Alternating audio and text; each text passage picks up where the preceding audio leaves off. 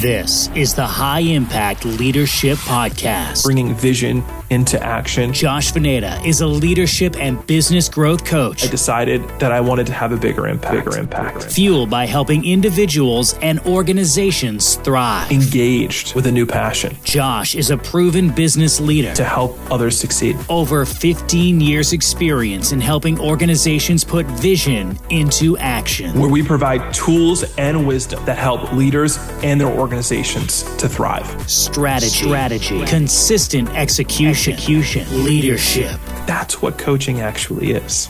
It's an unlocking of what's already there. This is the High Impact Leadership Podcast. Welcome back to another episode of High Impact, a podcast for leaders. Today, my guest is Scott Russeau. Scott is a force of nature in the automotive industry and is regarded by many in the automotive industry as the most engaging, motivational, and results-focused performance coach in the business. With nearly 30 years of automobile experience, he has developed a reputation as a cutting-edge industry expert in fixed operations. For those of you who aren't familiar with the car business, fixed operations means service and parts. Scott has started his career as a technician with Bridgestone Firestone. He's rapidly advanced and held positions as service advisor, service manager, assistant manager, general manager, fixed ops director, automotive process consultant, field manager, regional manager, and director of training and learning. Scott's motivational, engaging, and relatable speaking style has inspired positive change at all organizational levels, from porters to executive presidents. And I can speak personally. Scott is a friend of mine, and I've worked with him in my previous career. All of that is absolutely true. Scott, such an honor. Welcome to the podcast. Good to be with you, Josh. Thank you so much. It's an honor to be here with you. Absolutely. So, Scott, you in your email signature, it's one of the things I knew I was gonna love you when I first got your first email. It says "Live with passion."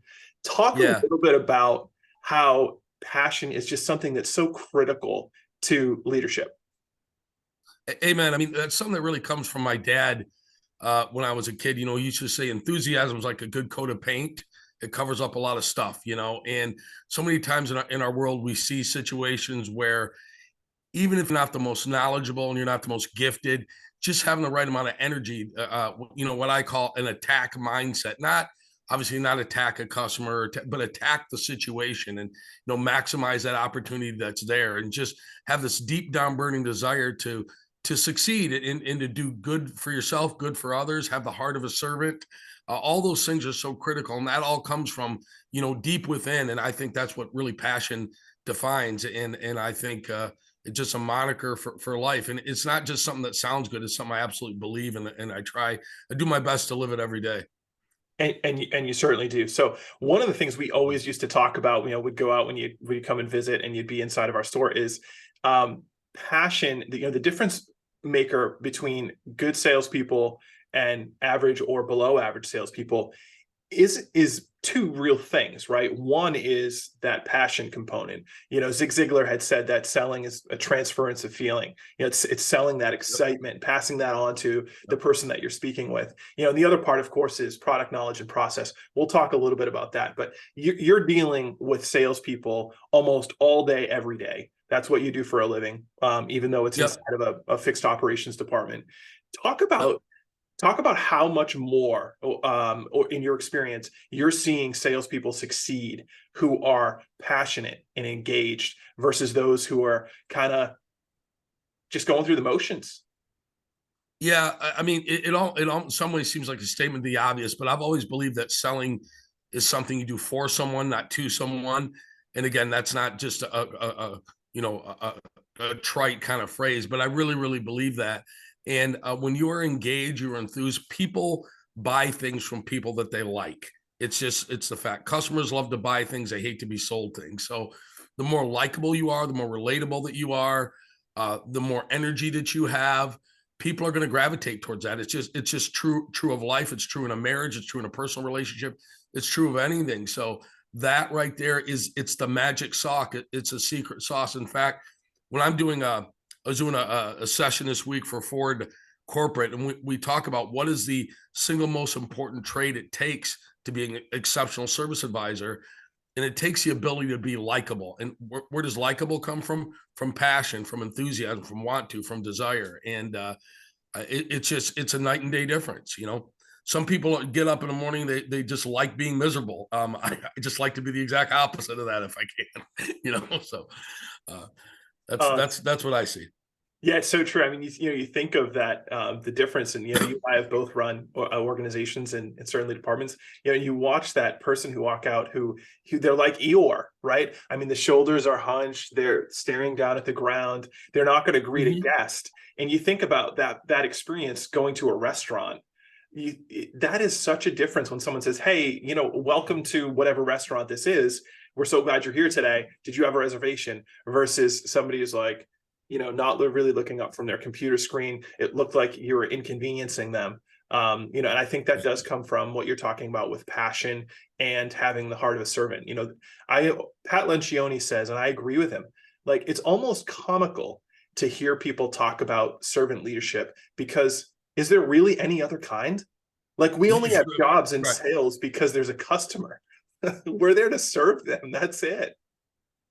I had never heard that before, but whoever that gentleman is absolutely correct. That is a complete statement of the obvious, but it's genius. And the other thing I would just add to that, when you talk about those Eeyores type of people, being a Winnie the Pooh fan myself, a lot of times the irony is those people actually think you and I are the ones who are messed up. Do you know what I'm saying? Like, what's the matter with that guy?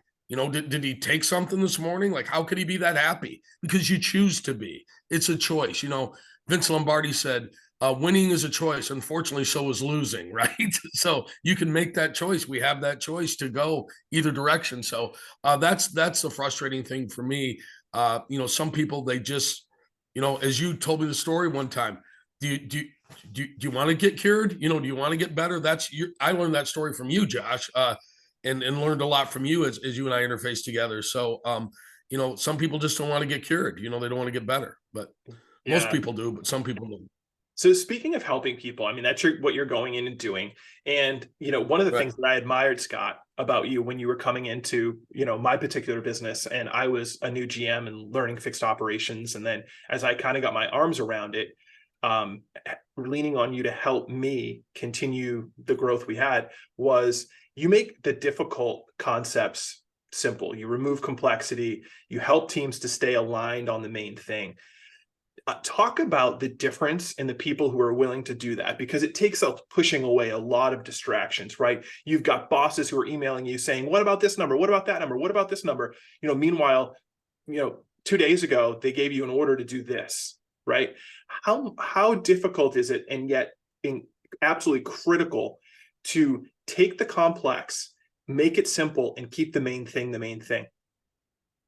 Yeah, well, you just took my that's my opening sentence right there. Keep the main thing the main thing. It's so, if use it. I like sports, right? Sports is a great analogy, right? Used to, you were involved. You did so many great things. You ran a racetrack, right? So if we're racing each other, my job is to get a better hole shot than you, then a better ET at the end of the race. Therefore, I win, right? That's it. The rest of the stuff is just the detail that drives that. So I find a lot of times people, if they're not driven, they're not passionate, they focus on these intestinal little details that really don't drive anything, but they make themselves feel good, but they're not putting the points on the board that actually result in things like revenue, guest satisfaction, retention. So for me, it's just being laser focused on what is it that I am trying to achieve. And I can tell, like, in a very, very specific way, in fixed operations, or any business for that matter, we really want two things to happen. Number one, we want the customer to like us, love us, trust us, and believe in us. That's called satisfaction and retention, right? And we want to inspire them to invest in everything that they want or need, right? We want to facilitate that. And then when we do that, we generate this thing called sales. Then there's this thing called gross, and they take a little bit of that money and they pay all of us with it, and it's just a wonderful, wonderful thing. So those are the two things: keep people happy, inspire them to invest. And it's just getting rid of all that extraneous distraction and just focusing in on that, and then asking yourself, okay, what are the steps I have to do that? So is it is first of all, there's process, right? We've got to do that. And then not just knowing the process, but executing the process, not pretty much doing it the right way. And then how I'm saying what I'm saying. Those are the things, kind of the pillars, I think, the foundational pieces that deliver that success. So a lot of teams over time, they lose focus, right? So they can't keep the main thing, or, you know, Yep. one of the things you and I used to talk about, quote and Covey, was, you know, beginning with the end in mind. So you take that Yep. and in saying, all right, I want to have good customer sat, and we need to make some sales, because sales are what generates gross profit, and gross profit is what generates net profit. So that all Yep. needs to happen, right? I mean, that's a part and parcel of it. But you can't just focus on net profit, because ironically, when all you focus on is net profit, somehow it gets smaller, because you're losing sight of the steps that help you to get there. So what are some of the common things you're seeing in businesses? And you're specific in automotive retail, but what a lot of people don't realize, who have never been in automotive retail, you know, they have a negative view of people like you and I who have done it for a living. But what a lot of people don't understand is, you know, within automotive retail, you're running a parts operation, a logistics operation, a service department. You've got millions and millions of dollars of assets and inventory. So there are parts and parcels of a bunch of different businesses that you're working on inside of a dealership. I mean, you really have, you know, depending on who you talk to, anywhere between, you know, 3 to 5 different business units really inside of a dealership. So talk about, in your experience, Scott, because I do think it relates to other businesses, why do teams lose focus? What are some of the biggest reasons you think that they struggle to keep the main thing? God, there's a lot to that. One of those, I think, and you know me very, very well. And as you mentioned, you and I are close friends. So, you know, I was synthetically created in a lab to not be an accountant. You know what I mean? Like, I'm just, and not only am I'm like happy about it. You know what I'm saying? So, a lot of times, you know, in any business, and I can speak for the automobile business, but any business is true. Sometimes we get to the point where we think that we're an accounting business that happens to sell whatever it is that we're selling, right? And we get so focused on that. And obviously, we want to look at the reason we want to look at KPIs is for the purpose of driving behavioral change, right? That's why you want to look at a KPI, because it makes somebody better. But you get so focused on that, you can't de-expense yourself into profit. You can't de-expense yourself into satisfaction. You can't de-expense yourself into sales. So I think what we do is we begin to buy into that, because usually that person's way up here on the org chart. You know, they're called a comptroller or an office manager, or their initials are TI, maybe. You know, you'll get that one later. So it's again, keeping the main thing in mind, putting the customer first, and then letting the benefit of that great experience flow into sales and profitability and so forth. Not getting derailed on these little details that just disconnect everything and get you, you know, just essentially running an accounting office. You know, because running an accounting office is what you do. You would never spend money on anything. You charge as much as you could, and everybody be miserable all the time. You know what I mean? And that's not a slam on accounting office or accountants, but a lot of times that's the attitude that perpetuates itself in business. I see. We forget about the importance of the guest. We do, yeah, right. So, and then to talk about, Scott, because I think part of what happens there is there aren't good, and you talked about KPIs being key performance indicators, or things that an individual employee is given to say, hey, these are the 3 things. And, you know, in my coaching practice, I'm recommending that no one is giving an employee more than 3 things to be working on. I think any more than 3 is a recipe for disaster. So, but talk about the value of the KPI, so it keeps everybody on focus, as opposed to arguing about some of the tangential and peripheral things you just mentioned. Yeah, I am so glad you brought it up, because one of the things, and this is beautiful, because one of the things that just absolutely out of this world impressed me about working with you was, you have a lot of GMs or business owners. And again, you could talk, this doesn't just apply to the car business, anything, right? We'll say, hey, he or she should be doing this. I expect this, but here's what they don't do. They don't articulate it to who they're expecting to do it. They don't write it down. It's not measurable. It's not timely. And one of the things that you did, and I remember with your service manager at the time, you had a very simple, straightforward sheet. Here's the things I expect of you. Here's how often we look at it. Here's how they're measured. And you talked about it. And when you talked about it, it wasn't like this, if the numbers were good, you would say that. And that was great. And if they weren't good, you would talk about how do we do corrective action. Now, that may sound to those listening to this like the most simple thing in the world, but nobody does that. Assumption is a mother of all screw ups, right? We just assume he should know or she should know or whatever. But actually, what are your standards for excellence? And then writing those down and making that part of your company's DNA is critical. And you, in fact, I think my bio says I think it's 34 years now I've been in the business. I would say you were one of the absolute best at doing that, at practicing what you preach. And I only say one of because I just want to give myself a little margin for error there, but you probably were the best at that. I just because I lose my memory at that, but you were just exceptional at that. And I think that's one of the reasons you had so much success in your leadership was that you defined what good looked like. You talked to your people about it. You held them accountable to it, but there was no ambiguity or lack of clarity on what you expected from your team. And I thought that was wonderful. And I think more people could do that. The world would be a lot better place.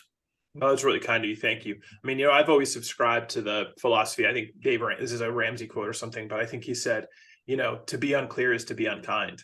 And I did that in the main out of the fact that I've actually worked for people and I hated the experience of going home wondering if I was doing a good job. And so I always feel as if when somebody got in their car at the end of the day, when they were working for us, I wanted them to be able to make the drive home going, yeah, that was a good day because these are the three things that I measured on and I crushed it today. Or, hey, you know what? Today didn't go the way that I thought it would, but tomorrow I'm going to come back in and I know the three things that are expected of me are. And so it did make it, and it makes it easy. The beauty of that actually too, you hinted at this, is it's really easy to have performance conversations because it's not a mystery. It's not subjective. It wasn't up to whether I was having a good day or a bad day. It was just, this is what we're expecting to deliver for our guests. And if you're hitting that, you're crushing it. You're doing a great job. Keep up the good work. And what are you doing so we can help those who aren't achieving right now get better? And then, there's mentoring opportunities and things like that. But you're right. I mean, the beauty of this is that it's simple. The challenge about it is, the things you mentioned earlier that are biting at your ankles that want to get your attention. I use the analogy like, have you ever been out with a friend around a campfire and you guys are having like a great conversation and it's perfect. And then all of a sudden those little ants that come and like they're biting at your ankles, right? And they're clamoring for your attention. And you're just like, no, I just want to have a good time. That's what's happening in business, right? There's ants at your ankles and they're trying to clamor for your attention all the time, the latest emergency. But KPIs help us to they're like a spray you put on your ankles or whatever, bug spray, and it just repels all that stuff. And you just stay focused and you get right back into having a good time and getting to the meat of the conversation. So, amen. KPIs are like deep woods off. They keep that stuff away. Absolutely. Yep. You're right. Absolutely right. So, Scott, you and I had a lot of discussions and share a lot of philosophies around work, kind of workplace, as the listeners can already be telling by now. A lot of what I'm dealing with my clients on right now is the pre-COVID and post-COVID workforce. Now, you're out there every week with a different client, oftentimes in dealership. So this isn't, what Scott's about to share with you isn't abstract. This is from the front lines. Tell us what you're seeing. What's your take on it? I think you might have a little bit of a different perspective. I'm looking forward to hearing it. Yeah. So a couple of things. First of all, before I say what I'm about to say, I want to acknowledge that, COVID was a real thing. And there were people that were adversely affected by it. And, God forbid, some people lost loved ones and people were sick. And so please understand, I'm not being dismissive of that at all. But in some ways, COVID has given some businesses and some business I interface with almost an excuse for poor guest satisfaction, lack of adherence to process, lack of drive, because we have this ultimate excuse. It's almost like everybody gets all righteous. Well, how dare you? COVID, like that makes everything we do okay. And I'll hear even, it's ironic. I'll hear this from even dealer principals sometimes and go, well, Scott, you don't understand. We got this going, we got that going. And I guess what, Mr. Dealer or Miss Dealer, the customer doesn't care.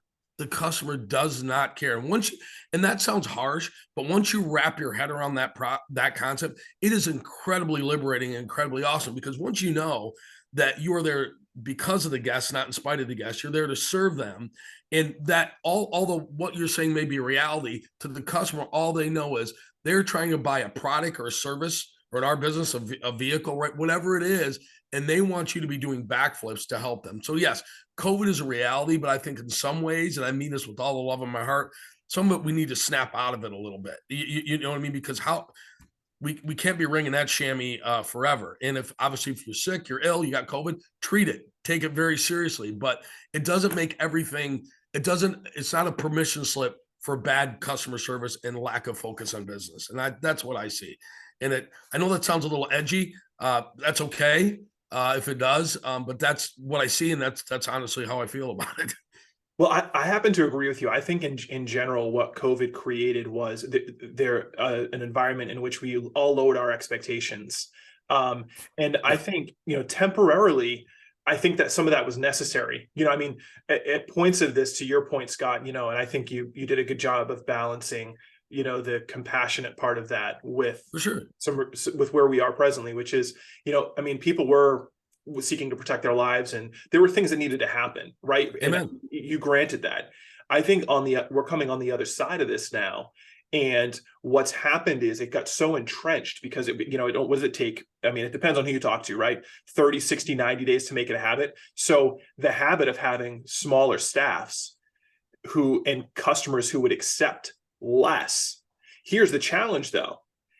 Because of inflation, because of the cost of goods significantly going up, every business I know has raised their prices. Well, I think the general customer, and I'm speaking now as a consumer, I'm willing to pay more for the same service I would have got before COVID. That I understand, that seems logical to me. Now, am I going to pay more for worse service? No. Not happily. No, you're not. And I'm probably going to find somebody else to provide that. But yes. I think you're right that that's what's happened. And I think part of that is, and we're going to talk about recruiting, hiring, and onboarding now, is I think the pendulum swung from, on the one hand, the employer has all the rights. Well, if you want a job, you're going to do what I say, like all the stuff I was growing up with. And that in and of itself is flawed.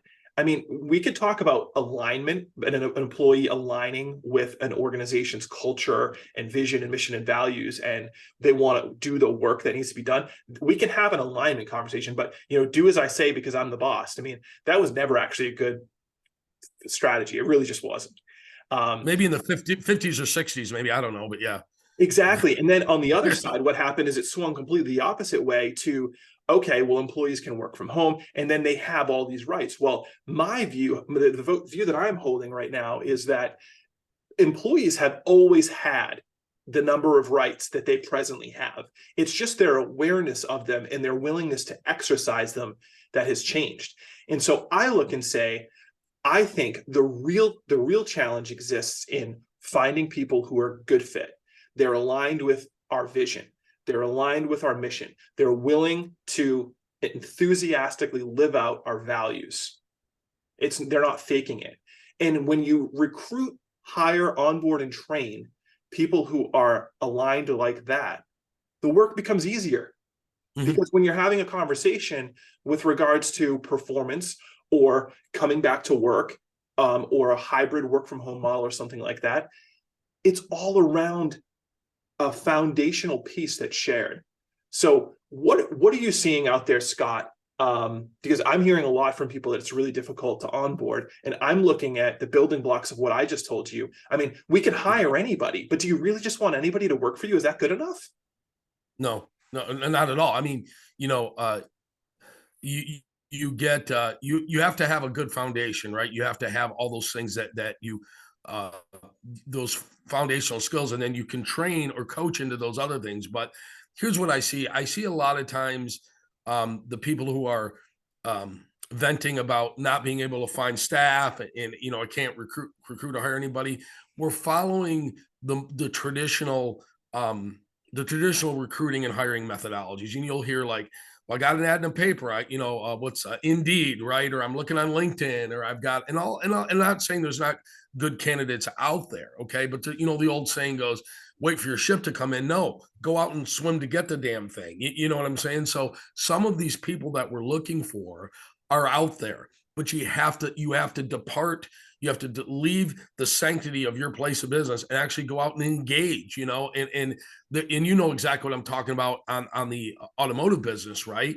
What are you looking for in a quality professional sales advisor, right? You're looking for someone who's engaging, who's kind, makes good eye contact, who's articulate, who has a sense of humor. You're looking for all these things, right? Those people are out there, and who have a deep down burning desire to want to earn a living. But I think if we continue just to sit back and say kind of, hey, we're going to wait for it to come in, hey, we're giving everybody here an opportunity to work. We have to go out and find these people and then sell them on the value of why is your organization better than the guy down the street? What do you offer? What are the intangibles? How do you validate? How do you recruit? How do you train? How do you hire? What is your career path? What happens? What examples can you give to show here's somebody who I hired as a porter who is now the general manager of the dealership, right? I think those are all the things that we do, and we talk about them. We never put a plan in place to actually execute them, and we don't make it part of our DNA. If you can get somebody to do that, I think a lot of this, what we're talking about, becomes a lot better. It does. And I think, you talk about the assumption being the mother of all screw ups. I think similar to that, I think we when we're interviewing candidates, we just assume they just want money. Well, you can read any Gallup study. Automotive News is doing some interesting work on this as well. You can read any of these studies. At any moment right now in your business, 50% of the people that are currently working for you are actually considering leaving. And it's not about pay in the main. It really isn't. Mm-hmm. It's about fit. It's about knowing that their work matters. And the generations that follow mine, they're changing jobs just frequently and looking for a good mm-hmm. fit. They want to try new things. So as employers, we've got to look at that and say, what are they really looking for in a home? And are we willing to provide that? If the answer is no, I think, Scott, you made the point, the sanctity of your own office. You and I have talked about the sanctity of the office countless times. Like if the sanctity of the office is more important, or you're unwilling to make some gains with what's emerging in the workplace, these emerging leaders, you're going to continue to have the same problems. So talk for a minute about career path, because I think this is one of the things that when you came in, I was really unaware of, and you got us on, and we started putting some of our technicians on who are highly skilled and trained workers who basically can go anywhere. And they do. But you helped us to give people career paths, which really bought them into and created some equity in the company. Talk about career pathing. Yeah. So I think there's a couple of things with that. First, I think it's important to acknowledge it's a two-way street. So the onus is on the business and the leadership to provide that, but you also have to have an individual who wants that, right? Because I've seen many, many times where we pick out somebody because we think he or she is a nice person and all that, but we determine that's not where they want to go, right? And here we're trying to put a round peg into a square hole. So part of it is assessing, do you have somebody who wants to go to the direction of the career, the spot that you think that they can, and do they really want that? And are they willing to put the time, energy, and effort in to get there? So I think that's first, is identifying the fit, right? That you have.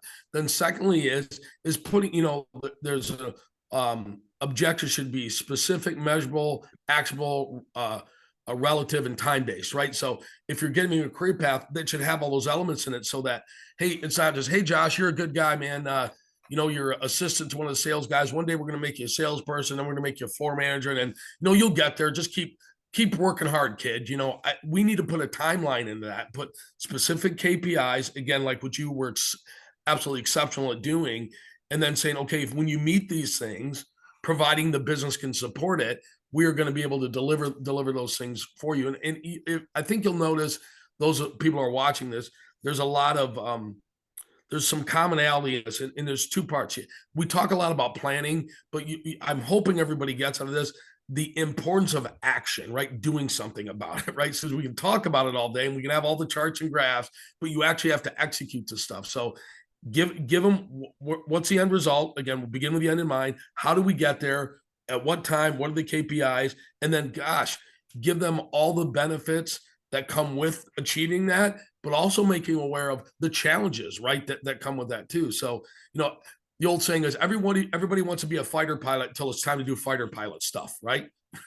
Everyone wants to be Josh until it's time to do Josh stuff. So I think that's the key.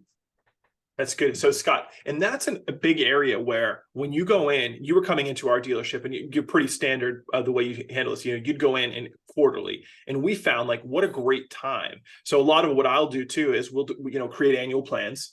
And then go in and you will quarterly follow up. And in my view, what coaches really do when we come in is it's really three things. One is we are coming in with proven tools. You've got a rim selling process that's highly effective. You've got tools that help to make sure that we're, like I'm thinking of the rim selling chart, the desk block thing. Like you come in and you're bringing tools. Secondly, you're bringing a real world experience. You've been a technician. You know exactly what that mentality is like. You've been a fixed ops director. You've been a VP for a distributorship for one of the largest, the largest car maker in the world. You've done the job, right?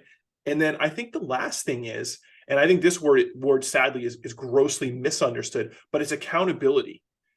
Going in and saying, hey, we talked about last time this was going to happen. And so knowing that that's going to happen, that you're going to come in a quarter and you're going to follow up on that, there's a built-in like, okay, I know Scott's going to be asking me about this in a way that keeps us honest and focused like we want, not in a heavy-handed way. Coaches aren't coming in to beat people over the heads. That's like the beatings will continue until morale improves. Morale improves. Yeah. Well, okay, that's a highly effective strategy for no one. Exactly. Right. But the accountability in the sense of like, I know you're capable of these results. I'm going to come alongside of you. I'm going to ask the questions so that you can achieve these extraordinary results. And I think that's really what coaches do. It's tools, it's the real world experience, and it's the accountability piece, the best sense of the word, not the I got you so sense of the word. Yeah. Yeah. So. I would absolutely agree with that, and I think I wouldn't even not an add to it, but a thing I would put with that too is the ability to take all that and articulate it in an inspired way, right? And it's just like the information can be there, but if you can't create a situation as a leader or as a performance coach, whatever, where the person is amenable to receiving information, right? Because it's not hard to go in, you will, you won't, I know everything, obviously we don't want to do that as leaders. We want to share our expertise, be proud of that. That's great. We don't need to be ashamed of that, but you have to create an environment where the person you're trying to help is willing to receive it and they'll take action from it. Because humans, we have an innate ability to become incredibly defensive and always want to be right? That's a human condition, right? So if you can break down those barriers, and that person as a leader, your associate knows you're only trying to help them, and thereby helping them, we help everybody. It's a beautiful, beautiful thing, but you have to create that environment first. And until then, the paint's not going to stick. You know what I mean? It's going to fall off the wall. So, yeah, exactly. There's got to be a trust in which somebody can actually receive what you have to share, because you know that their best, the only thing you have in mind is their best interest. That's exactly right. So Scott, thanks so much for the time. It's so great to catch up with you and have you chatting on the podcast. I'm sure that our listeners are going to have many takeaways with them. For people who want to learn more about you, because I think they probably picked up quickly, you might specialize in the automotive business, particularly fixed ops, but you're a very engaging speaker and really thoughtful in the leadership space as well. Where can they learn more about you? I can my phone number. I'll share that. I'll share my email. I'll share my website. So it's www.russeaucoaching.com. RUSSEAU coaching.com. My phone number is 713-582-8576. And my email is obnoxiously long. Scott at RusseauHighPerformanceCoaching.com. You agreed with me on that one, didn't you? Scott at RusseauHighPerformanceCoaching.com. So yes, if I could, I'd love to hear from anybody I can help, and very passionate about helping people and our business. So please let me know. Awesome. And Scott, this has been a blast, Josh. I didn't realize these were this fun. They are. Yeah. Great.